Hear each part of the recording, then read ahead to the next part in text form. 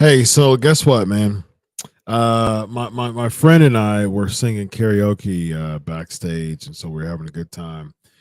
So just in case we got a little sidetrack, we're singing a little karaoke and prep. That was our show prep for today. Just karaoke. So without further ado, ladies and gentlemen, what's going on, everybody? This is Dr. Chris Featherstone.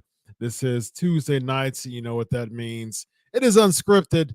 I have some of the biggest, the baddest, the best wrestlers of today and yesteryear, and talent as well, and journalists. And tonight is no different. Why is tonight no different? Because this guy is really, man, we mesh so well when we just talk, just shoot the breeze together. And when we talk on air, man, we just have a great time. It's just it feels unscripted. It doesn't feel like, I was a big SNL fan. Like I was from like 1990 to like 2000. I was like the biggest SNL fan known to man. Chris Farley, Riju, he knows that Chris Farley. A lot of other people know Chris Farley is my all-time favorite actor. And I started to be a journalist close to 15 years ago at this point. And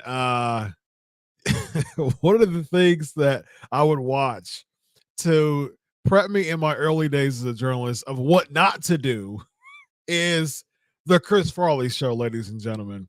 So he would interview people like Paul McCartney and so forth. And he would be like, and he would have like a bunch of index cards, and he'd be like, you remember when you went to had the when you had the gold record, and it would just be like really close-in questions. And then they would say yes or no, and then after that he'd be like that was awesome. And then it would just be dead. I mean, that was it. And then it would be some dead air, and he'd be like, oh, idiot. Like he would always like get on himself like that.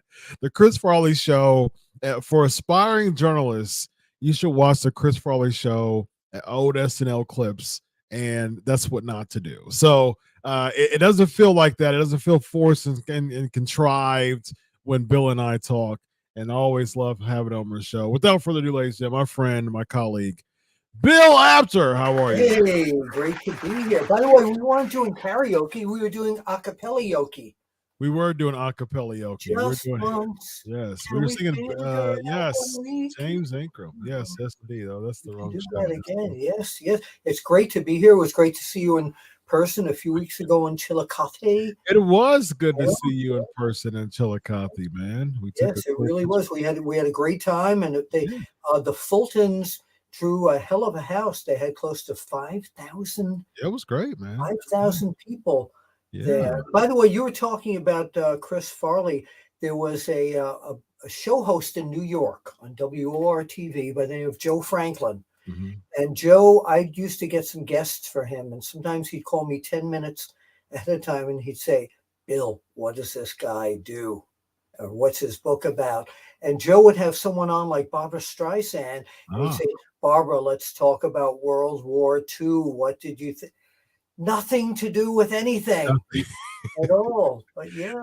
sweet of Yeah. Barbara Streisand. That's another SNL clip of you know, I'm feeling verklempt. Talk amongst yourselves. I'll Oh give you yeah, a yeah, topic. I remember that. My favorite one that not many people remember is when Jerry Lewis was hosting it, and they had him like on the operating table, like he Mm. had a heart problem, and they had, I think it was Joe Piscopo as Dean Martin. Oh, I'm gonna be a doctor. It was very funny. Anyway, but we're here to talk Yes, indeed. Yes, unscripted. indeed. SK in the middle. Yes, indeed. Sportskeeda. Well, this is perfect. This is perfect because we're talking comedy, right? And we're talking comedians, and of course, Thank you very that guy much. right there is Thank you very another much. comedian, Andy Kaufman, the late Andy No, Kaufman. no, no. Wait, I'm a New Yorker. It's Kaufman. It's Kaufman. It's Cal. See, Kaufman. I'm an Ohioan, man. I'm a Midwesterner, so Be good. Be I'm good. very proud. Oh man, Stop it. Stop it. already. Where's the Stop pile it. driver at? Where's the pile driver? Oh, that's Oh, it. off the Done. frame. Off It's the done. frame. Yeah, he's got his brake Done. on. It's over, man. It's It's over. done. So yeah, that's a perfect segue, actually. See, but my point exactly. Perfect segue there. To comedians, another person who was a comedian turned wrestling personality, Andy Kaufman, Yeah. and this guy right here was very instrumental in merging and creating that bridge Yeah. between Andy Kaufman and the pro wrestling business. So Well, remember, Andy always said he was not a comedian. he did. He Always would said be he was very he would be very serious on stage when he would do stand up, and people thought that he was funny, and then he would be like, "Why are you guys laughing at me?" So a heel entertainer. he was Yeah. very much so. When he was on Taxi, he was a different character. He's more Oh, like Laco was one. No, thank you very much. I love yes, that. That's the. Oh, I'm going to be honest with you. That's the only time I really ever thought that Andy was funny. I okay. had been invited to Catch a Rising Star's anniversary in New York, and Andy invited me. Mhm. And I was sitting at a table with Robert De Niro, Liza Minnelli, and a whole bunch of celebrities. And Andy comes on stage, and about 2 minutes in, I didn't know this was a plant in the audience. Some guy, I'm not going to use the word, but the guy yells out, "Hey, Andy, what? F you." And he says, "Oh, really? F you?" So, yeah, no, F you. This went on for about 15 minutes. And the people at Liza Minnelli was like, is Yeah. this humor? And a lot of people just kind of turned away. And some people thought it was the funniest thing they had ever seen. Yeah, certain people have different certain tastes, and different tastes, and But I he's agree with going you. into the Hall of Fame, and it's Yeah, about time because I helped put he and Jerry Lawler together. I yep, put the key in the ignition. They took it from there, but that was the very first volley of what became sports entertainment, in my opinion. indeed. Very Yeah. nice. Yeah, I agree with that. Yeah, so for those who don't know, Bill, I mean, you were a journalist. A lot of journalists were Still photographers at once. They were photographers at once, or a lot of managers like Jim Cornette. He was a photographer. He started off as a photographer. Paul Heyman was am. another Excuse me, person who what's was. that, Chris? Jim Cornette's the guy who sent the photos of Jerry Lawler against Andy There you Kaufman go. to There the you go. magazine Yeah. I worked for. Yeah. Yep, a lot of journalists and managers had careers as photographers that get themselves in the door of professional wrestling. Here's For your those, test. Who was the only female to do that? Ooh, the only Ooh, female to do that. yeah, I love wrestling trivia. yeah. So the only person I can think of, see, I got one person in my mind, but I don't think it's true. Well, just- I'm gonna go for it in a minute, but I'm thinking like maybe there's a Moolah baby doll, Mae Young, Sonny. Sonny was a photographer. Sonny used to send pictures of Chris Really? Candido and other wrestlers from Ohio Valley Oh, Wrestling, and some interesting. of her shots wound up in the centerfold of PWI. She was quite the Mm. photographer. She was good. She was a Very good. photographer. She was Oh, very good. Yeah. very nice. Thank you. I would have never guessed. I would have guessed Ula, her being on. She was very photogenic. Ula. Yeah, but they never they hadn't invented film yet. Come on. Ba-doops. Speaking of Kaufman, there's your comedy right there. But it made sense for me to Moolah, like, because she was a promoter, Yeah. so like it made sense for like the reason why I chose Muda, because she basically would bring in a bunch of females. There's a lot of controversy on how she booked the females, but but it would make sense to me that she would take pictures of the Yeah. females to give them. Sonny took action shots and post shots. She was Ah, really very good with the camera. very nice, very nice. So for those who don't know, Bill, like I said, a lot of people start off with in career photographers to get themselves in the door of professional wrestling. Let the listeners know they know who Bill Apter is, but give them a backstory of just it's as a photographer, why you pursued pro wrestling to start a journalism career as a photographer, and how that volleyed into your being instrumental in Great creating the bridge question. If you between. buy my book, Is Wrestling Fixed? I I did it. have it. I have it over It's all, there. it's all in there. No. Okay, so I was a big. Oh, where did we go? Are you Yep, still I see there? you. Yeah, I'm still here. Yep. What happened? It'll come up. I see you. I see you. What You the got heck? so excited about your book that it disappeared. I see you. You're live. You're live, pal, as Jim Ross would say. You are live. Can you see me now? We good? We good? We Yeah, good? we had a technical glitch. I wound up on Disney Plus. Very So nice. what happened was I was a wrestling fan when I was a kid, and I wanted to be a wrestling announcer. But the first thing I did was I started making little newsletters for kids in school. Like I typed them with carbon paper and make Nice. copies of them. There was no machines, no computer back then. And I passed them out, and I used to put pictures on them that I'd get in a machine in an arena that I used to go to in New York called Sunnyside Garden. Mm-hmm. Fast forward many years, I kept watching wrestling, and I bought time on a radio show to do a radio station, WHBI 105.9 FM. And I did a drive time show. I bought a half hour's worth of time for, I think, $18 a week. And I got my friend, a chiropractor, to sponsor it. So I was making, and so I sold the spot for $20. I made $2. It was wonderful. $2 a week. So I got some tickets to go down to Sunnyside Garden in Queens, and I interviewed some of the wrestlers, and I still have hundreds of these, and I run them sometimes on our channel of cassette interviews I did with wrestlers from my old radio show. And I sent some pictures that I shot at Sunnyside with a little Instamatic camera and some interviews to Stanley Weston, the publisher of one of the magazines, Inside Wrestling and the Wrestler. And he said, "How did you get down there?" And I said, "I do a radio show." And he called me to meet me in Manhattan. We had a meeting. He said, "Can you write?" I said, "No." He said, "Would you like to try?" I said, "Sure." "Would you like to work in the filing department of my magazines? You can file wrestling and boxing pictures." That got me into the magazines. I started doing some writing. He said I was horrible because I was trying to write. He said, "I want you, people can't hear your voice when you're trying to use big words. I want you to write like you talk. Don't worry about the grammar. We're editors. We'll fix that." That started my writing career. But the most important thing of everything I did was my Rolodex, because the guys in the business early in the 70s, it was a very closed society. You couldn't get into it easily. The guys in the business trusted me. They learned to trust me, and I made friends. Mr. Weston started sending me out to various people, and he would endorse me, and to Detroit, to the Kangaroos, to Toronto, to the original Chic. So little by little, and then into New York. And then I travel around, and some of the promoters, like Ole Anderson, said, well, this guy can talk. He's got a shirt and tie on, works for the magazines. Let's put him on TV. Yeah, Ole, who nobody talks nicely about, I love him. Joe Pedicino did that. Gordon Soley.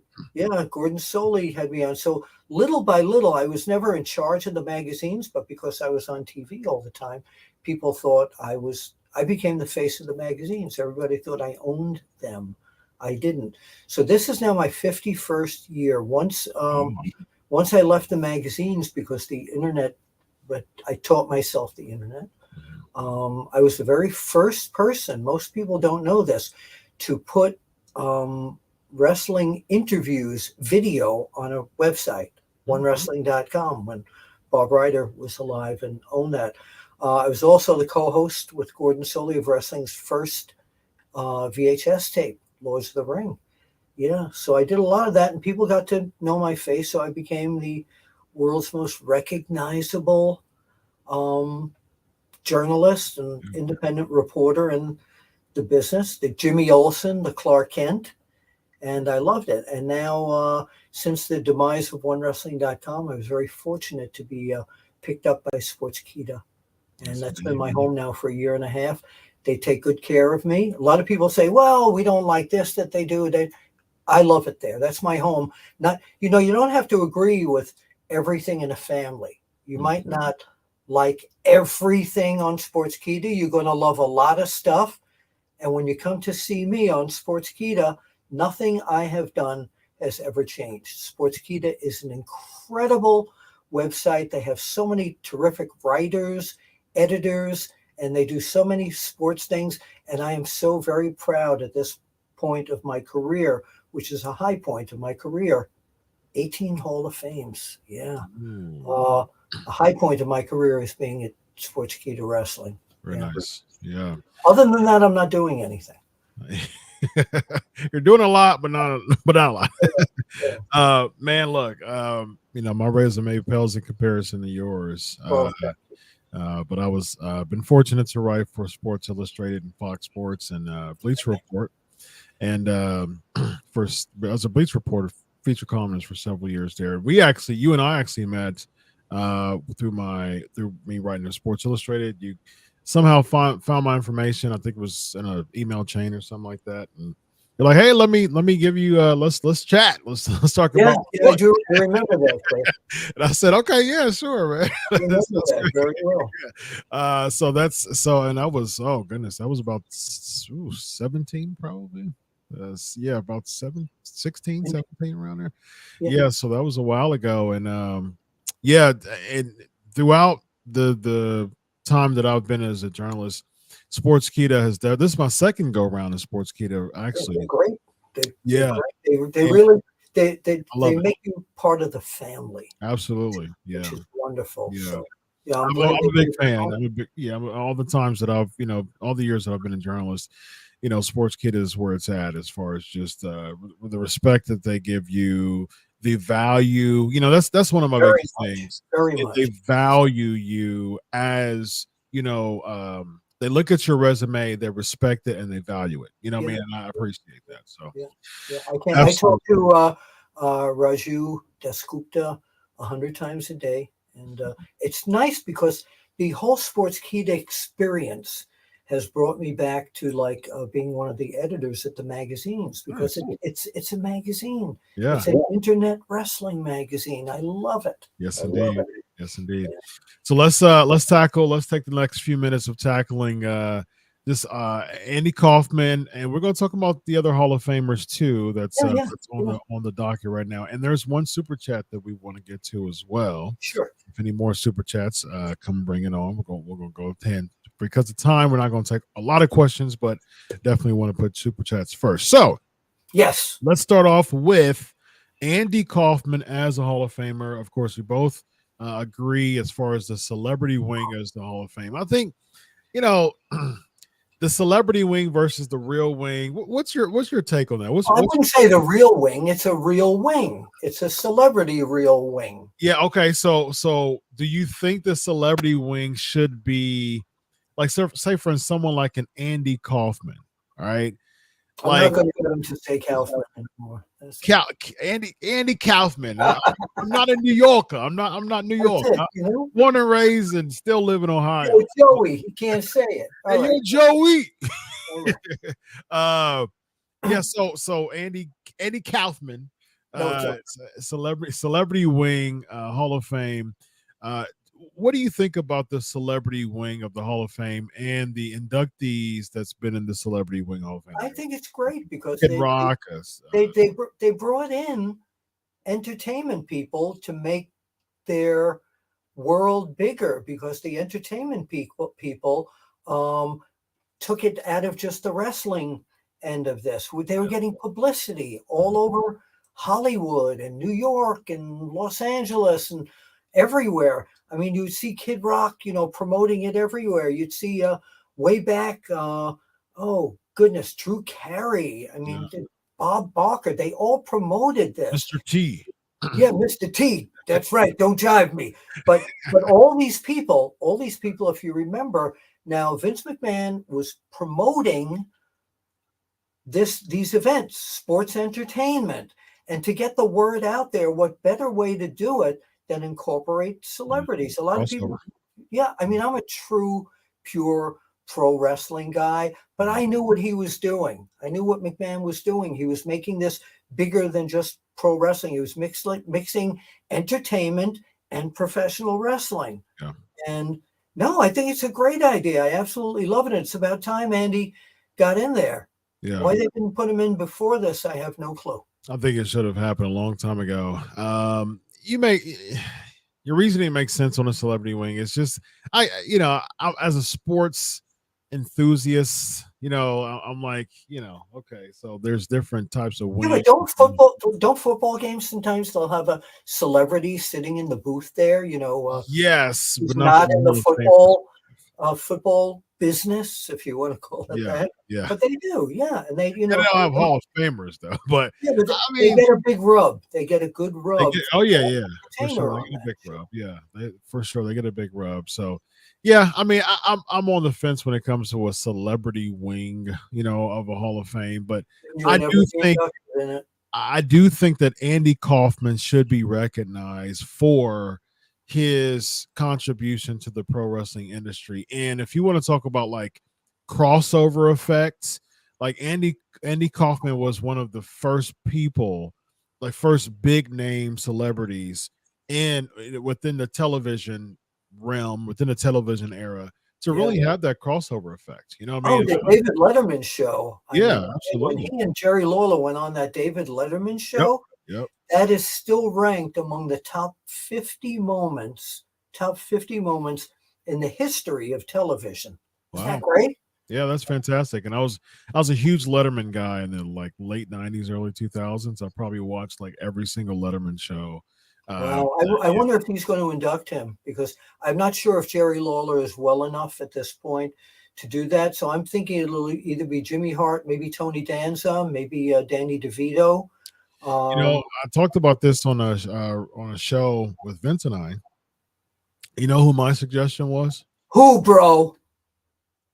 Bill Apter. Thank you. I know a lot of people have suggested that I induct him. I would have loved to have been part of it, but I know that all the fans know that I'm the guy who put the key in the ignition to start that off.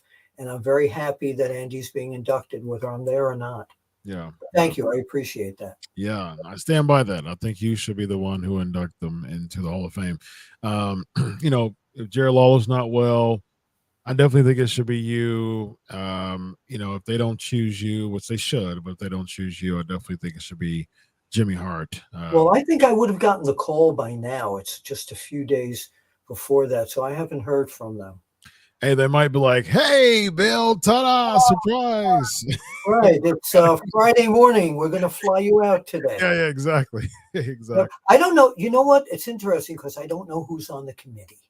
I don't know who's on the committee, who chooses who goes in and who inducts people. But I think it would be more of a pop. Remember, this is out in Los Angeles and Hollywood. So it's got to be somebody from Hollywood inducting him. That's what I would think. That makes sense. Yeah. Let's talk about the other Hollywood inductees. Hulk Hogan, brother. Brother. Hey, Yeah, could be. maybe. Let's talk about the couple other ones. Stacy Keibler. We'll talk about Stacy Keibler. Quick thoughts on Stacy Keibler being in the Hall of Fame. Do you your honest opinion? I know that you're a nice guy journalist. I appreciate the heck of that. I respect it, but I'm more of a realist, as you know. No. I get it. Stacy Keibler. Where are you at, man? Greatest legs I have ever seen in the history of professional wrestling. I passed them by many times in WCW. I think Stacy Keibler, she's been away a long time, and they haven't even talked about her at all. So I don't know where this is coming from. I'm not sure why they're doing it. I'm thrilled for her. She's a real sweetheart. I've known her since her cheerleader days. And she's terrific, but I'm not really sure what their motivation for doing this is. Yeah, I don't see the resume, Bill. I don't see it. And I'm really, like I said, I'm a sports enthusiast. I'm really, Hall of Famers is the cream of the crop to me. Yeah. And Stacy Keibler, although I think that she was definitely one of the most beautiful women ever in pro wrestling. Still is. Yes, absolutely. I used to have a crush on her in the late 90s, early 2000s. Me too. We could have had a battle over her. Yes, indeed. Collar and elbow over Stacy Keibler, brother. And but as far as just Hall of Fame resume, I just don't see the body of work there. I don't see it. Like I've told people, I've said this for weeks. Look, I'm open to hear the resume. I'm open to hear the body of work, but from someone who's watched wrestling throughout Stacy Keibler's entire run, I don't see the body of work from a Hall of Fame perspective to have her there. And people are like, okay, she's in the Hall of Fame because she has nice legs. I mean, is that we don't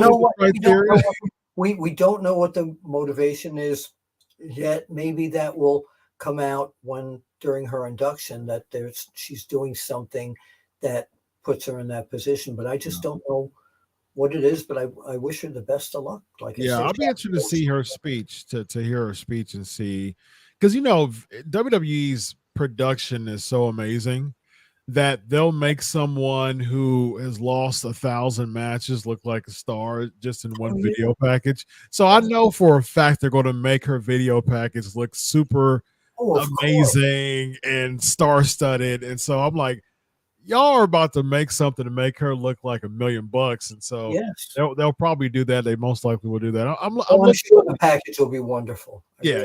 It'll be great. They always do a really good job with that. I really do. All right, so who else is on the docket for the Hall of Fame? Oh, well, wait a minute. Hold on. Okay. I need to get something here. Okay. Don't go away. Entertain the people while I'm Yes, indeed. Not unusual to be loved by anyone. We were talking about Tom Jones. We were doing our a cappella Okie, and we mentioned Tom Jones. So, okay. So back when Rey Mysterio, who's going into the Hall of Fame, and I'm so thrilled because I'm a luchador guy, starting with Mil Mascaras, who was people say, well, no job. Hulk Hogan didn't want to do a job. All the major stars didn't want to do the job. Mil Mascaras made it look like a ballet. That's why I loved him so much in the ring.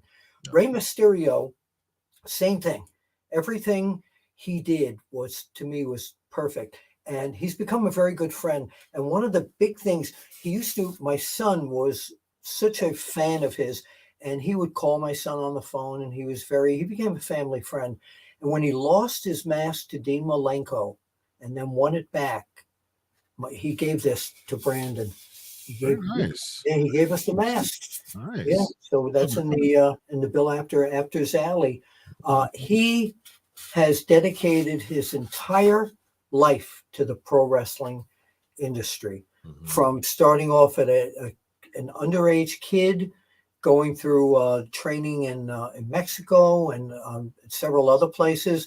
He's been an amazing performer in terms of his ring performance, but even more than all of that, he is a wonderful human being. He's done so much charitable work. He never turns down signing an autograph. He is the utmost professional, and I am so proud that he's going into this. And the thing with Dominic, just this past week, depending upon when you're watching this, when Dominic told his mother to shut up and Ray hit him, man, I felt all that venom in there. It was like a shoot to me. But he keeps going no matter what his age or his physical shape may be. He's always a star, and he always gives 100,000%. Indeed, man. Respect there. All right, let's address these couple super chats before we go. We got all right. Are we almost going time already? Yeah, I got Pancakes and Power Slams. I got the 11th anniversary show coming up here in just a few minutes, so I'm looking forward to that. Purple Rocker 31, $5. Hello, Chris and Bill. Bill, you definitely should deserve more respect. You are the real journalist. Thank you. This is in my honest opinion, and not the dirt sheets. Hey, I don't get no respect. I'm telling you. Well, just yesterday, no, but I really appreciate that. What I like to do is, and I read the quote unquote dirt sheets, and some of them are good. Some of them give you really good information. But I'm not I'm not one of these guys that will come out with information that is not completely checked out first. May have happened a few times. One time back in the 70s on another one of our shows, I'll tell you about that. Right. Yeah, thank you, Purple Rocker 31. Indeed. Very appreciated. And lastly, we'll close with Rollin 199. Hey, yo, Sylvester Stallone's in the Boxing Hall of Fame. Yeah, you know, something let me tell you, fight you, you know, but let me tell you, you know, if Hulk Hogan, you know, Thunder Lips, there you go. Yeah. Very, very nice. That's my best Stallone. I do hundreds of impressions, but that's your best Sly. That's my best Sly. Indeed. All right, Bill, we're gonna head on out, man. I'm having such a good time. I hate to call it night. I've got Vince Russo, I've got EC3, and I've got Renee Michelle waiting for I'm madly in love with her. Remind her that she was down here at Actors Alley when she was just a rookie, along with oh my goodness, I can't remember the other two guys that were here. But yeah, she's absolute sweetheart. She watched me do karaoke in my living room. Remind her of that. Very nice. Yeah. I shall. Well, I'm about to head over 11th year anniversary, man. I've had the Pancakes and Power Slam show. Congratulations, for years, man. Thank you very much. 574 episodes, straight weeks. That's fantastic. Yeah. Absolutely fantastic. And I'm proud to have been on 3 or 4 of them. Yeah, you've been on the Pancakes and Power Slam show, and you know, I'm super honored and blessed that you were a part of the ride, and it's going to continue like a freight train, man. So thank you. I really enjoy being on this show. Indeed, man. Thank you so much. So this is UnSKripted, ladies and gentlemen. We're about to hop over to Pancakes and Power Slams. Subscribe to YouTube, Pancakes and Power Slams. Q&A going on here in just a minute. Listen, this guy right here is Bill Apter. That's me. What plugs you got for us? Well, we'll see you at the matches. I always end with that. But plugs you got other than before we see you at the match. Well, make sure you go to Amazon and pick up a copy of Is Wrestling Fixed? There's me and Andy.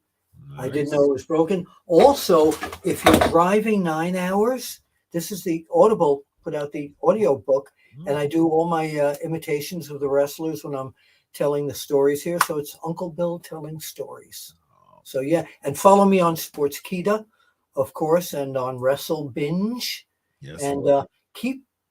By the way, you still have a few more days to vote for the Sportskeeda Pro Wrestling Awards. Yep. Go to sportskeeda.com, and on the top left of the page, you'll see a click spot to go to the awards and help us pick Wrestler of the Year, Male Wrestler of the Year, Female Tag Team, and so many others. Yeah.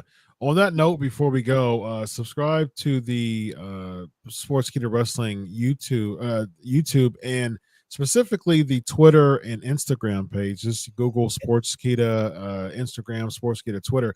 Because for me, I'll say this all the time. I think the graphics guys at Sportskeeda are just top notch, second to none. And it's just. And their graphics, they'll let you know who's in the running, percentage wise, who's at the top, and so they're getting the fans excited to keep voting because like, oh, I don't want Rhea Ripley to be at the top, I don't want Roman Reigns to be at the top. Let me put my vote in real quick. So they give you that excitement to be a part of the voting. So and subscribe to Wrestle Binge because that's we're on Tuesday. Indeed. Real quick, because you mentioned her name, Rhea or Charlotte. What's going to happen? I think that Rhea Ripley is going to win. So do I. Yep, I think she's going to be the new champ. Indeed. All right, this we'll see you at the matches. This is WrestleMania week, ladies and gentlemen. This guy is Bill Apter. I'm Dr. Chris. This is UnSKripted. Listen, so long, but that's my gimmick. So long, but we're going to honor this guy. So long, but we'll see you finish it at the matches. Thank you.